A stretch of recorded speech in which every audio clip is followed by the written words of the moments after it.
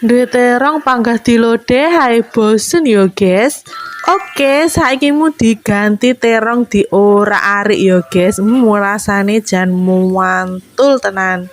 Bumbune megur tak iris-iris langsung tak tumis dadi lo guys.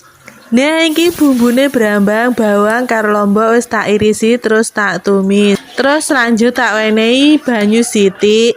Terus lanjut tak wenehi saus sambel, kecap manis, terus tak wenehi gula karo uyah pisan. Terus tak cemplungne teronge sing mau wis tak goreng. Nyapa kok digoreng, kok nggak usah digoreng.